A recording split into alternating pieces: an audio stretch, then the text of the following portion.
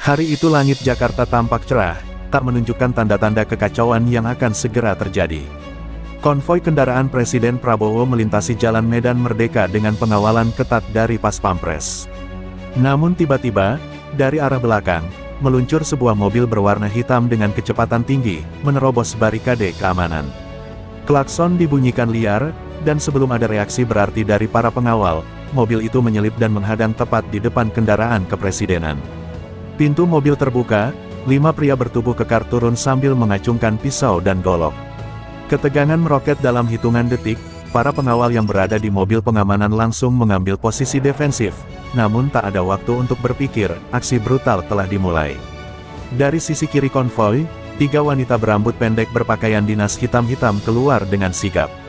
Mereka bukan pengawal biasa, mereka adalah anggota tim Sri Kandi Bayangan, pasukan elit rahasia yang dilatih secara brutal untuk situasi seperti ini.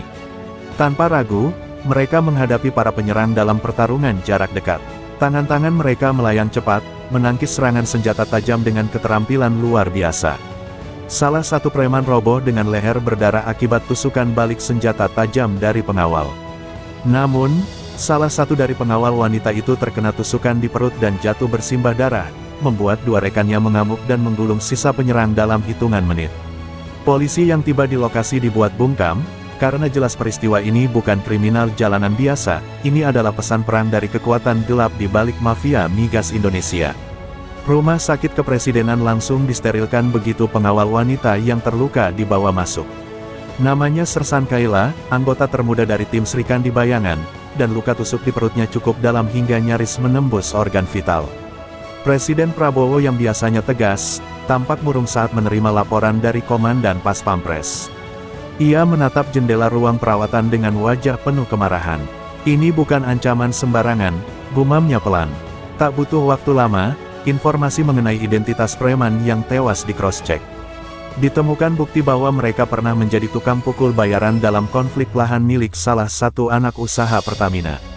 Bukti awal ini menguatkan dugaan bahwa ada kekuatan besar di balik upaya pembunuhan presiden. Namun yang lebih mengejutkan adalah fakta bahwa para penyerang memiliki akses pada jadwal pribadi presiden yang seharusnya dirahasiakan. Sementara itu, 2 pengawal wanita lainnya, Letda Kirana dan Serturani, sedang memeriksa rekaman dari kamera helm yang mereka kenakan saat perkelahian. Mereka menemukan hal mencurigakan, salah satu preman sempat menyebut nama Pak Dirut sebelum tewas ditendang ke aspal. Analisis cepat dilakukan oleh Intel Mabes TNI dan BIN. Nama itu bukan sekadar sebutan, diketahui mengarah pada sosok Direktur Utama Pertamina yang sedang menjabat, seorang tokoh kuat yang kerap disebut-sebut memiliki tentakel bisnis gelap di sektor energi. Kirana dan Rani sadar, mereka tidak hanya sedang menjaga nyawa presiden, tapi juga menjadi benteng terakhir melawan perang diam-diam yang dilancarkan oleh para pejabat haus kuasa. Bagi mereka, tugas ini bukan sekadar pengabdian, melainkan juga perjuangan hidup dan mati. Pagi berikutnya, media dibuat bungkam. Tak ada satupun stasiun televisi besar yang memberitakan insiden serangan terhadap presiden. Bahkan, dalam konferensi pers resmi, juru bicara istana hanya menyebut adanya gangguan keamanan kecil yang berhasil diatasi dengan baik. Namun di balik layar, suasana istana negara berubah menjadi arena siaga penuh. Presiden Prabowo memanggil Panglima TNI, Kepala BIN, serta Kepala Pas Pampres ke ruang rapat darurat. Ia menatap satu per satu dengan tajam, lalu berkata dengan suara dingin, "Ini bukan serangan terhadap saya pribadi. Ini serangan terhadap kedaulatan negara." Presiden lalu menunjuk Kirana dan Rani, 2 pengawal wanita yang selamat dari insiden, untuk memimpin tim investigasi lapangan bersama detasemen elit yang dibentuk khusus. Mereka diberi akses penuh terhadap semua data rahasia negara, sesuatu yang jarang terjadi, apalagi untuk seorang anggota pasukan pengawal wanita. Sementara itu, di ruang bawah tanah Gedung Intelijen Negara, Kaila yang masih dalam perawatan dirawat dengan protokol medis militer kelas tertinggi. Meski luka tusuknya serius, ia memaksa untuk tetap memberikan keterangan kepada tim investigasi. Dari kata-kata terakhir preman yang didengarnya saat duel, Pak Dirut sudah bayar lunas, muncul benang merah bahwa ini adalah bagian dari operasi besar untuk menghabisi presiden. Kirana dan Rani bergerak cepat, memburu identitas para pelaku lainnya, menyusup ke dalam jaringan logistik, dan menyamar sebagai petugas dinas Pertamina. Mereka menemukan bahwa beberapa proyek infrastruktur migas fiktif ternyata dipakai untuk mencuci uang, sebagian dialirkan ke rekening tak dikenal yang terhubung dengan organisasi bayangan yang berbasis di luar negeri. Mereka sadar, ini bukan lagi tentang pembalasan pribadi, ini adalah awal dari perang besar melawan mafia korupsi yang bercokol di jantung energi bangsa. Penyamaran Kirana dan Rani membawa mereka hingga ke Balikpapan, Kalimantan Timur, salah satu wilayah strategis Pertamina. Di sana, mereka menyusup sebagai auditor internal palsu, mengecek laporan-laporan proyek migas yang tak wajar. Dalam sebuah kantor anak perusahaan, mereka menemukan gudang tua yang menyimpan tumpukan dokumen fisik bertanda sangat rahasia. Di dalamnya, tersimpan berkas-berkas proyek senilai triliunan rupiah yang hanya tercatat di atas kertas, tanpa realisasi fisik. Salah satu nama yang muncul berulang kali dalam tanda tangan adalah seorang pejabat senior Kementerian BUMN, yang dikenal dekat dengan lingkaran kekuasaan lama. Kirana merekam seluruh isi gudang dengan kamera mikro yang terpasang di dasinya, sementara Rani mengunggah file rahasia ke server pusat rahasia militer. Ketika mereka hendak meninggalkan lokasi, mereka nyaris tertangkap oleh satpam bersenjata, yang ternyata adalah tentara bayaran berseragam keamanan perusahaan. Mereka berhasil lolos berkat keahlian bela diri dan penggunaan senjata bius jarak dekat. Namun, insiden itu memperjelas bahwa mafia ini bukan hanya memanfaatkan preman jalanan, tetapi telah mempersenjatai para penjaga proyek sebagai pasukan paramiliter terselubung. Di Jakarta, Presiden Prabowo menerima laporan dari BIN bahwa dua pejabat tinggi BUMN mendadak mengajukan pengunduran diri tanpa alasan jelas. Mereka diduga merasa panas setelah informasi penyelidikan bocor di kalangan terbatas. Namun, Prabowo tetap tenang. Ia hanya berkata, "Kita baru menyentuh kulitnya. Akar busuk ini harus dicabut dari dasar terdalam." Kirana dan Rani diberi mandat langsung untuk memperluas penyelidikan, bahkan jika harus ke luar negeri. Di balik semua ini, satu nama mulai sering muncul dalam laporan intelijen, Orion, nama kode dari dalang besar yang mengendalikan jaringan mafia migas dan punya hubungan erat dengan intelijen asing. Perburuan pun memasuki babak baru. Dengan dukungan penuh dari Presiden, Kirana dan Rani bergabung dalam Operasi Burung Hitam, sebuah misi rahasia gabungan antara BIN, Kopassus, dan Paspampres elit yang bertujuan mengungkap identitas Orion. Operasi ini mengambil bentuk sebagai rangkaian infiltrasi ke jaringan keuangan internasional yang digunakan mafia migas untuk mencuci uang. Mereka mengikuti aliran dana dari proyek fiktif di Kalimantan hingga ke rekening-rekening offshore di Panama dan Swiss. Di tengah perjalanan, mereka mendapati fakta mencengangkan, ada aliran dana senilai 1,3 triliun rupiah yang dikirim ke Yayasan Amal di Belgia, yang ternyata hanya kedok dari jaringan intelijen bayaran yang melayani para oligarki migas. Kirana menyamar sebagai duta investasi Indonesia dan menghadiri sebuah forum energi internasional di Brussels, di mana ia akhirnya menemukan orang yang diduga kuat sebagai Orion, seorang pria berwajah dingin, mantan agen Mossad yang kini bekerja sebagai konsultan energi swasta. Namun sebelum Kirana bisa menghubungi timnya, dia dikepung oleh dua pria bertubuh besar di lorong hotel tempat forum berlangsung. Mereka mencoba mendorongnya ke dalam lift darurat untuk diculik, namun Kirana dengan cepat menarik pisau kecil dari tumit sepatunya dan melukai salah satu penyerang. Dalam perkelahian brutal di dalam lift, Kirana berhasil melumpuhkan keduanya, tapi mengalami luka di bahu. Rani yang memantau dari kejauhan langsung menyusul dan membantu evakuasi. Mereka kembali ke safe house di pinggiran kota dalam keadaan tertekan dan lelah. Namun rekaman kamera kancing milik Kirana berhasil merekam wajah Orion secara jelas. Bukti itu dikirim ke Presiden Prabowo melalui jaringan satelit militer. Malam itu, di ruang kerjanya yang gelap, Prabowo menatap layar dengan sorot mata tajam. "Buruan kita bukan hanya mafia dalam negeri," ujarnya pelan, "tapi kekuatan asing yang ingin menghisap darah bangsa ini. Kita akan habisi mereka satu persatu." Pagi buta waktu Indonesia, sebuah drone tak dikenal terbang rendah di atas rumah dinas Kirana di Jakarta Selatan. Drone itu meledak beberapa detik setelah terdeteksi radar militer, merusak sebagian atap dan nyaris menewaskan ibunya yang sedang menyapu halaman. Serangan itu adalah pesan jelas dari pihak Orion, mereka tahu siapa Kirana, dan mereka tidak segan menyerang keluarga. Presiden Prabowo langsung memerintahkan peningkatan status keamanan untuk seluruh tim Sri Kandi Bayangan. Kirana yang saat itu masih dalam pemulihan luka bahunya menolak dievakuasi. "Kalau mereka sentuh keluargaku, maka mereka sudah menandatangani surat kematian sendiri, ucapnya dingin kepada Rani. Serangan balasan segera dirancang, operasi balas dendam dari langit, sebuah operasi siber dan lapangan yang diluncurkan serentak dari Jakarta, Singapura, dan Istanbul, 3 kota utama jaringan keuangan mafia migas. Tim khusus siber TNI berhasil membobol salah satu server komunikasi Orion yang tersembunyi di dalam jaringan penyiaran satelit di Turki. Dari sana, mereka menemukan dokumen rahasia yang menyebut rencana pembunuhan Presiden Prabowo akan dilakukan dalam waktu dekat saat beliau menghadiri KTT Energi Dunia di Abu Dhabi. Rani dan Kirana segera diberangkatkan sebagai bagian dari tim pengawal bayangan. Mereka tidak mengenakan seragam, tidak masuk dalam manifest penerbangan resmi, dan tidak menggunakan paspor diplomatik, mereka adalah bayangan sejati. Di Abu Dhabi, mereka menyusup ke sistem keamanan hotel tempat acara digelar, menanam alat pemantau, dan mengendus tanda-tanda aktivitas tak biasa. Seorang staf hotel ternyata merupakan mantan anggota tentara bayaran yang kini bekerja untuk Orion. Mereka tahu waktunya mepet, dan satu hal yang pasti, darah akan tumpah lagi sebelum hari itu berakhir. Di pagi menjelang pembukaan KTT Energi Dunia, suasana hotel mewah di Abu Dhabi tampak tenang. Para pemimpin dunia berdatangan satu persatu, termasuk Presiden Prabowo yang dijadwalkan berpidato di sesi utama. Di balik gemerlap konferensi, Rani yang menyamar sebagai staf catering menemukan alat peledak mini yang tersembunyi di bawah panggung utama. Waktu hitung mundurnya menunjukkan hanya 2 jam sebelum ledakan.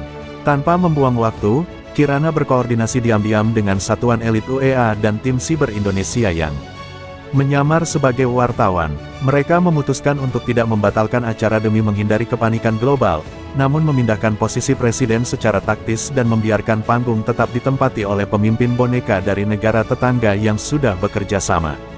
Sementara itu, Kirana melacak sinyal pemicu bom ke sebuah kamar di lantai 17, tempat salah satu agen Orion bersembunyi. Kirana dan Rani menyerbu kamar itu tanpa pengawalan, hanya berbekal pistol senapan pendek dan kacamata termal. Di dalamnya, mereka menghadapi 3 pria bersenjata lengkap. Baku tembak brutal terjadi dalam ruang sempit, dan Kirana terluka di kaki oleh serpihan peluru. Namun dengan teknik gerak senyap, Rani berhasil menonaktifkan pemicu bom dan melumpuhkan pemegang detonator. 1 agen Orion tewas, 2 lainnya ditangkap dan diekstradisi secara rahasia ke Jakarta malam itu juga. Presiden Prabowo tetap naik ke atas panggung cadangan dan menyampaikan pidato yang mengejutkan dunia. Ia mengecam mafia energi global yang merampok kekayaan negara-negara berkembang dan berjanji bahwa Indonesia tidak akan tunduk pada kekuatan asing manapun. Tepuk tangan bergemuruh, namun di benak Kirana dan Rani, mereka tahu ini baru awal. Orion telah kehilangan 1 cakar, tapi kepala utamanya masih bebas, dan siap membalas lebih kejam. Kepulangan Kirana dan Rani ke Jakarta disambut bukan dengan ketenangan, melainkan kabar buruk. Salah satu jurnalis investigatif yang sebelumnya membantu membocorkan data internal mafia migas ditemukan tewas di dalam mobilnya, terbakar bersama dokumen penting yang akan ia serahkan ke tim penyidik kejaksaan. Pesan pembunuhan itu sangat jelas, Orion masih memiliki kaki tangan di dalam negeri, bahkan di level aparat penegak hukum. Presiden Prabowo segera memerintahkan pembersihan internal besar-besaran. Densus 88, BIN, dan Komisi Keamanan Nasional digabungkan sementara dalam satuan baru, Satuan Anti Pengkhianat Bangsa. Kirana dan Rani diberikan wewenang penuh untuk melakukan interogasi dan penindakan langsung terhadap siapapun yang diduga menjadi perpanjangan tangan mafia migas, termasuk dari kalangan menteri dan jenderal aktif. Tak butuh waktu lama, mereka menangkap seorang perwira tinggi kepolisian yang ternyata terhubung dengan rekening luar negeri milik Yayasan Fiktif Orion. Dalam interogasi rahasia di sebuah bunker militer, perwira itu mengaku bahwa ada operasi tandingan dalam tubuh institusi negara yang selama ini melindungi bisnis kotor Pertamina palsu, dan mengalirkan dana kampanye ke beberapa partai. Kirana mulai menyadari bahwa ini bukan lagi sekadar perang melawan mafia, tapi sudah menjadi pertarungan eksistensial antara kebenaran dan pengkhianatan. Beberapa malam kemudian, sebuah mobil mewah memasuki pelataran Istana Bogor, membawa seorang jenderal purnawirawan yang dikenal dekat dengan kekuasaan masa lalu. Ia membawa pesan, hentikan perang ini, atau rakyat yang akan jadi korban. Tapi Prabowo hanya diam, lalu menatap Kirana dan berkata, kita akan hadapi semua ini, bahkan jika istana ini harus terbakar. Dengan mandat penuh dari Presiden, Kirana dan Rani memulai operasi Kuda Troya, misi penyusupan ke dalam jaringan bisnis migas milik para oligarki yang terafiliasi dengan Orion. Mereka menyamar sebagai investor asing dari Timur Tengah, menyusup ke lingkaran bisnis Pertamina palsu yang mengatur tender proyek fiktif, pencucian uang, hingga penyuapan pejabat. Di balik seremonial megah dan kontrak triliunan, Kirana menemukan bahwa banyak aset negara yang telah dijual diam-diam ke perusahaan cangkang milik mafia internasional. Dokumen rahasia itu difotokopi dan diselundupkan ke tangan penyidik Kejaksaan Agung. Namun di tengah jalan, salah satu sopir pengawal mereka dibunuh dengan racun saraf, mengindikasikan bahwa penyusupan mereka telah tercium. Rani segera mengubah strategi, mereka harus membuat jebakan balik. Bersama satuan siber militer, mereka menciptakan perusahaan fiktif bernama Garuda Patrol, lengkap dengan situs web, kantor, dan tim legal palsu. Tujuannya, menjaring kaki tangan mafia yang haus proyek dan uang cepat. Dalam waktu sepekan, sejumlah oknum pejabat kementerian dan direksi BUMN tergoda dan mulai masuk perangkap. Bukti-bukti mulai terkumpul, dan penggerebekan besar dijadwalkan. Namun, malam sebelum eksekusi, safe house tempat mereka menginap dihujani peluru oleh kelompok bersenjata tak dikenal. Kirana dan Rani berhasil selamat setelah pertempuran sengit, namun mereka sadar, musuh kini bergerak terang-terangan, dan ini bukan lagi perang rahasia. Ini sudah menjadi perang terbuka untuk merebut masa depan Indonesia. Serangan malam itu menyadarkan Kirana dan Rani bahwa perang mereka telah memasuki babak baru. Setiap gerak mereka kini dipantau, dan siapapun yang terlibat dalam misi ini tidak lagi aman. Dari balik bayangan, mereka menerima informasi penting, salah satu petinggi Pertamina palsu yang terlibat dalam skandal besar akan hadir dalam sebuah acara eksklusif di Bali, tempat yang biasa digunakan untuk pertemuan bisnis internasional. Kirana dan Rani, dengan dukungan penuh dari pasukan khusus Kopassus, mempersiapkan sebuah jebakan besar. Mereka akan mengungkap siapa yang menjadi dalang utama di balik skema korupsi dan penyelundupan energi ini, dan mereka tak akan lagi menggunakan cara halus. Kali ini, mereka siap menggunakan kekuatan penuh untuk menghancurkan jaringan tersebut. Di Bali, dalam acara gala yang dipenuhi para elit dan pengusaha, Kirana dan Rani berhasil menyusup ke dalam lingkaran terdekat sang petinggi mafia migas. Dengan bantuan tim siber yang telah menyusup ke dalam sistem komunikasi acara, mereka mengalihkan perhatian pengawal pribadi sang mafia, membuatnya terjebak dalam pengawasan virtual. Ketika acara mencapai puncaknya, Kirana dan Rani melancarkan serangan, mengepung petinggi mafia dan memaksa mereka mengungkapkan nama-nama besar di balik operasi mereka. Di hadapan publik dan para undangan, sebuah penggerebekan besar terjadi, dan semua bukti kejahatan yang selama ini disembunyikan terbongkar. Namun, di balik kemenangan itu, ada rasa pahit.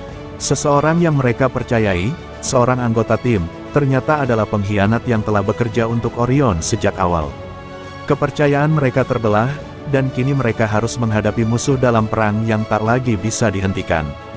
Ketika Kirana dan Rani kembali ke Jakarta dengan bukti yang tak terbantahkan, mereka menemukan kenyataan yang lebih pahit dari yang mereka bayangkan. Salah satu anggota tim Srikandi bayangan yang mereka anggap loyal, Letnan Kolonel Damar, telah terlibat dalam transaksi gelap dengan jaringan Orion. Damar yang selama ini dipercaya, ternyata telah memainkan peran kunci dalam membocorkan informasi tentang pergerakan mereka ke dalam tangan musuh. Kirana merasa dikhianati, bukan hanya oleh Damar, tetapi juga oleh kenyataan bahwa mereka berada di tengah medan perang yang penuh dengan musuh dalam selimut. Kepercayaan yang telah dibangun dengan susah payah hancur dalam sekejap. Damar, yang ternyata juga memiliki koneksi dengan pejabat tinggi di Kementerian Pertahanan, berusaha melarikan diri, namun Kirana dan Rani tak memberinya kesempatan. Dengan bantuan pasukan khusus, mereka melacaknya ke sebuah villa terpencil di luar kota. Di sana, konfrontasi terjadi. Damar, dengan penuh kebencian, berusaha membela tindakannya, mengatakan bahwa dia hanya mengikuti perintah dari atas, dan merasa bahwa Orion adalah pihak yang benar. Dalam perdebatan panas yang diwarnai tembakan, Damar akhirnya tewas dalam perlawanan. Namun, pengkhianatan itu meninggalkan luka mendalam dalam hati Kirana. Mereka berdua kembali ke markas dengan kesedihan yang tak terucapkan, namun juga dengan tekad yang semakin menguat. Mereka tahu, perjuangan ini belum berakhir. Bahkan setelah musuh mereka jatuh satu demi satu, ada kekuatan besar yang terus bergerak di balik layar, dan mereka harus siap menghadapi ancaman yang jauh lebih besar. Perang ini bukan sekadar tentang menghancurkan mafia migas, tetapi tentang melawan sistem yang telah lama rusak dan mengguncang fondasi negara mereka. Usai pengkhianatan damar, Kirana dan Rani menyadari bahwa musuh mereka bukan hanya mafia luar, tapi juga elemen kekuasaan dalam negeri yang bermain ganda. Informasi baru mengungkap bahwa seorang menteri senior di kabinet Presiden Prabowo diam-diam menjadi penyuplai dana untuk jaringan Orion. Menteri tersebut dikenal publik sebagai pejuang reformasi, namun ternyata menjadi dalang dari skema korupsi energi lintas negara. Kirana dan Rani tak bisa bergerak sembarangan, sebab langkah mereka kini diawasi oleh intelijen dalam negeri yang sebagian sudah dibeli. Maka mereka pun bertindak diam-diam, mengumpulkan bukti digital, rekaman suara, dan aliran dana yang dapat mengaitkan sang menteri dengan pengkhianatan terhadap negara. Operasi ini diberi nama Cahaya Istana.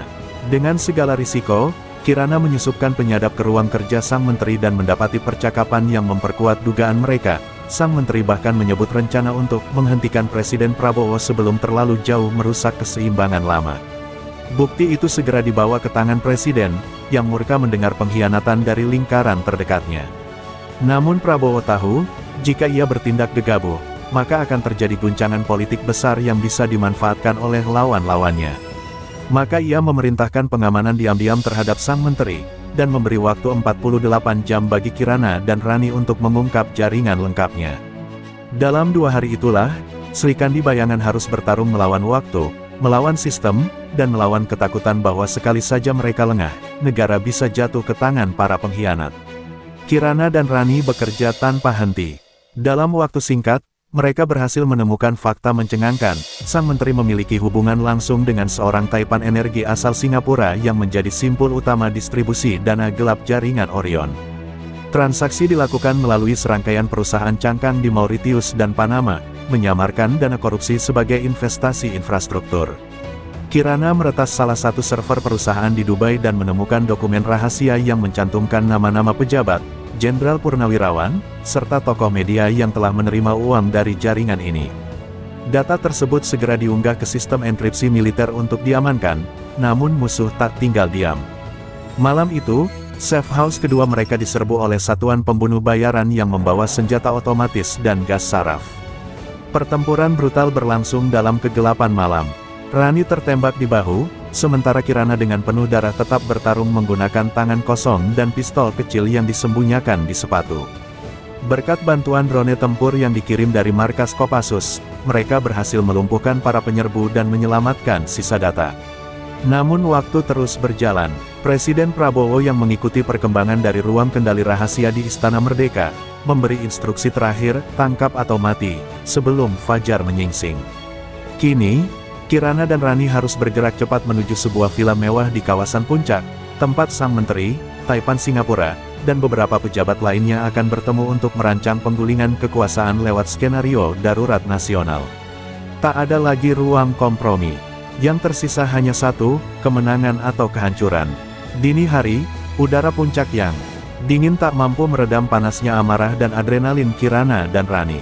Bersama tim elit Srikandi Bayangan dan satuan khusus Kopassus, mereka mengepung villa mewah tempat konspirasi tingkat tinggi sedang berlangsung. Dari udara, drone intai menunjukkan aktivitas mencurigakan. Beberapa mobil hitam keluar masuk, dengan penjagaan ketat bersenjata otomatis. Di dalam villa, sang menteri dan taipan Singapura tengah menyusun dokumen deklarasi darurat nasional palsu yang rencananya akan diumumkan lewat siaran media bayaran. Kirana menyusun rencana penyergapan dari 3 sisi, dengan fokus utama menangkap hidup-hidup sang menteri untuk diinterogasi langsung oleh Presiden Prabowo. Namun semua berubah saat salah satu pasukan mereka tertembak oleh penembak jitu dari menara pengawas villa. Tanpa ragu, Kirana memimpin serangan langsung ke dalam bangunan. Peluru menghujani pekarangan, namun tim Srikandi Bayangan tak gentar. Rani menerobos pintu belakang, menjatuhkan 2 penjaga dengan teknik tempur jarak dekat. Di ruang tengah, sang menteri mencoba melarikan diri, namun Kirana menghadangnya dengan 1 tembakan di kaki. Sementara itu, taipan Singapura sempat menyandera seorang prajurit wanita, namun Rani dengan kecepatan kilat melemparkan belati yang menancap tepat di bahunya. Dalam hitungan menit, villa itu berhasil diamankan.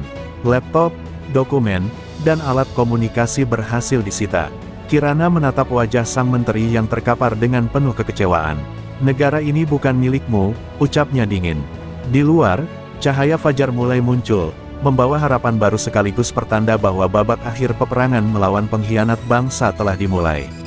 Sang menteri dibawa ke fasilitas interogasi rahasia milik pasukan pengaman presiden. Terletak di bawah kompleks militer di Bogor, tempat itu sunyi, dingin, dan penuh dengan teknologi pengaman canggih. Kirana, yang selama ini dikenal tegas namun manusiawi, kini menunjukkan sisi paling kerasnya. Bersama Rani dan dua penyidik militer, ia mendorong sang menteri untuk mengakui peranannya dalam jaringan pengkhianatan yang telah memporak-porandakan pertahanan energi negara. Di bawah tekanan psikologis dan paparan bukti digital, sang menteri akhirnya bicara. Ia mengakui bahwa dirinya bukan aktor utama, melainkan hanya pion dari kekuatan lama yang menolak perubahan. Ia menyebut satu nama yang mengejutkan semua orang, Jenderal Wisnu Satrio, mantan Panglima TNI yang kini menjadi tokoh bayangan dalam dunia perminyakan dan politik hitam. Presiden Prabowo menerima laporan itu dengan rahang mengeras. Wisnu Satrio dulunya adalah sahabat seperjuangannya di masa muda, namun kini menjadi dalang utama dalam upaya menggulingkan pemerintahannya. Dengan segera, status si jenderal dinaikkan menjadi target nomor satu negara. Kirana dan Rani diberi mandat langsung dari Presiden, tangkap Jenderal Wisnu, hidup atau mati. Namun yang membuat misi ini makin berbahaya adalah kenyataan bahwa Wisnu memiliki pasukan bayangan sendiri, mantan prajurit elit yang kecewa dan kini bekerja untuknya dalam organisasi yang dikenal sebagai Tangan Hitam. Perang ini bukan lagi sekadar melawan mafia energi atau koruptor, tapi melawan hantu masa lalu yang ingin merebut kembali kendali atas Indonesia. Kirana tahu, mereka sedang memasuki medan paling berbahaya dalam hidup mereka. Dan tak semua mungkin kembali dalam keadaan hidup. Penelusuran Kirana dan Rani terhadap jejak Jenderal Purn, Wisnu Satrio membawa mereka ke sebuah kawasan industri tua di Surabaya yang dijadikan markas pelatihan bawah tanah bagi pasukan Tangan Hitam. Dengan menyamar sebagai pekerja logistik, mereka menyusup dan menemukan tempat itu dilengkapi dengan peralatan militer canggih, simulator pertempuran, dan ruang komunikasi global. Dalam pengintaian, mereka melihat wajah-wajah yang familiar, mantan anggota Kopassus, eks-polisi elit, hingga tentara bayaran asing yang pernah bertugas di Timur Tengah. Wisnu Satrio tidak hanya mengumpulkan kekuatan fisik, tapi juga aliansi global yang bisa menggoyang tatanan Indonesia dari dalam. Saat Kirana mencoba menyalin data dari server internal, alarm sistem mendeteksi keberadaan mereka. Dalam sekejap, markas itu berubah menjadi neraka. Ledakan terjadi di bagian barat bangunan, memaksa mereka berlari di antara tembakan dan kepulan asap. Rani tertinggal saat salah satu pintu otomatis menutup dan terperangkap bersama dua anggota Tangan Hitam. Tanpa ragu, dia melawan dengan tangan kosong, menjatuhkan keduanya meski harus menerima pukulan keras di pelipis. Kirana memaksa pintu terbuka dari luar, menarik Rani keluar sebelum tempat itu runtuh oleh ledakan kendali jarak jauh. Mereka berhasil lolos hanya dengan secuil data, namun data itu berisi rencana besar, operasi beringin hitam, kudeta senyap yang direncanakan Wisnu dalam waktu kurang dari 2 minggu. Tujuannya, menjatuhkan Prabowo melalui kekacauan massal dan sabotase ekonomi. Tak ada lagi waktu untuk berlindung. Perang akan terjadi di jantung Republik, dan Srikandi Bayangan harus menjadi benteng terakhir sebelum Indonesia jatuh ke tangan para pengkhianat berseragam. Dengan data yang mereka bawa dari Surabaya, Kirana dan Rani kembali ke Jakarta dan langsung bertemu Presiden Prabowo di ruang kendali darurat di basement istana. Di sana, mereka mempresentasikan rencana operasi beringin hitam, sebuah skema kudeta berlapis yang akan dimulai dari sabotase sistem logistik Pertamina, disusul kerusuhan yang dibiayai di 5 kota besar, dan diakhiri dengan infiltrasi militer bayangan ke dalam Komando Gabungan Wilayah Pertahanan.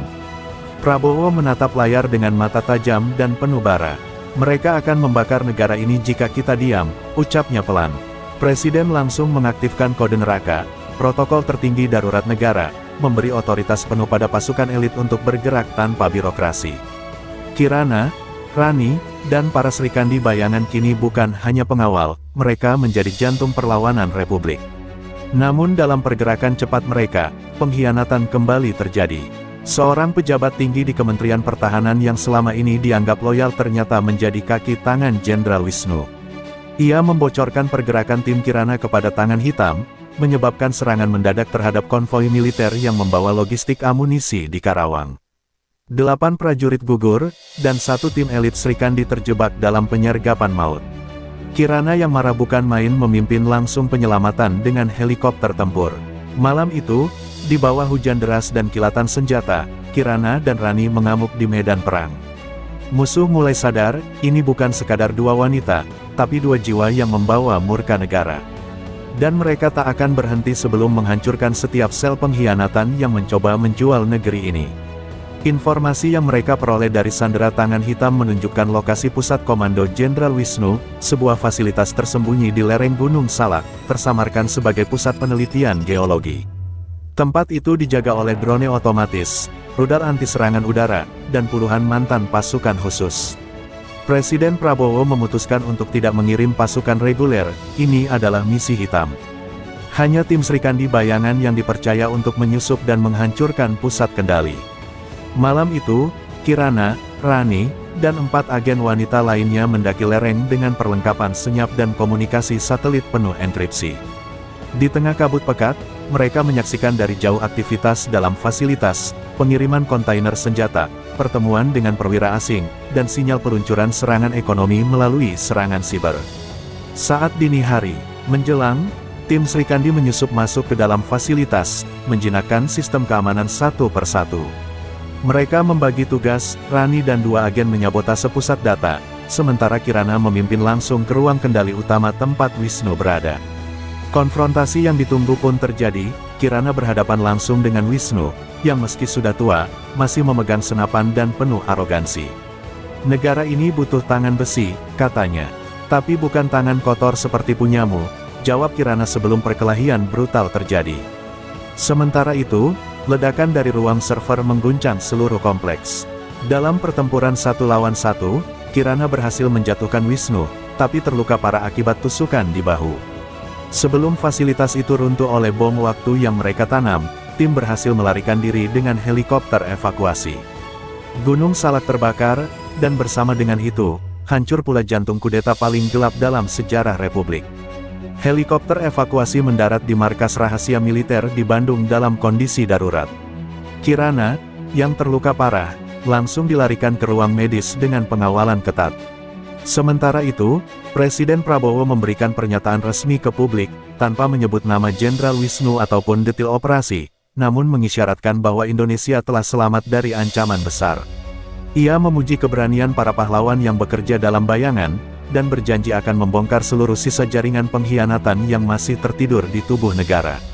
Di ruang perawatan, Rani duduk di sisi Kirana yang terbaring lemah namun tersenyum tipis.